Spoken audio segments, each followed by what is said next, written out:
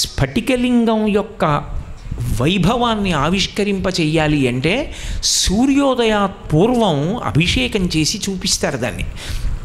ఇప్పటికీ రామేశ్వరం క్షేత్రానికి వెడితే తెల్లవారుజామున 4 గంటలకి ఒక స్ఫటికలింగానికి ఆరాధన చేస్తారు. దానికి ప్రత్యేకం టికెట్ కొనుక్కుని కొద్దిమంది మాత్రమే లోపలికెడతారు. ఆ సూర్యోదయాత్ పూర్వం దీపం వెలిగిస్తారు.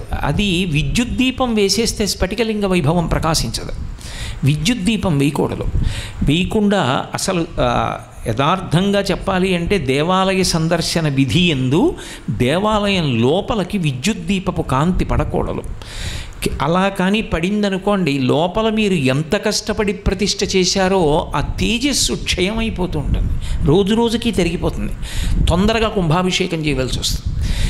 నూనె దీపం ఒకటే వెలుగుతోందనుకోండి, ఆ నూనె దీపమే గురువుగారు.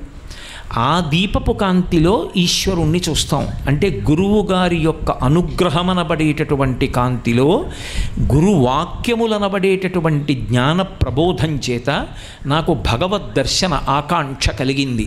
అదిగో ఆ దీపం మా గురువుగారు, ఆ గురువుగారి వాక్ వైభవంలో నాకు ఈశ్వర దర్శనం అవుతోంది. అది గురువు యొక్క అనుగ్రహ కాంతులలో ఈశ్వర దర్శనం అవుతుంది. అప్పుడు ఒక గుడిలోకి వెళ్ళాము అంటే అంతరాలయంలో ఉన్న ప్రతి దీపము గురువే. ఒక గురువుకి తన చూపుల చేత శిష్యుడు ఇచ్చేటటువంటి మహోత్కృష్టమైన మర్యాద అది.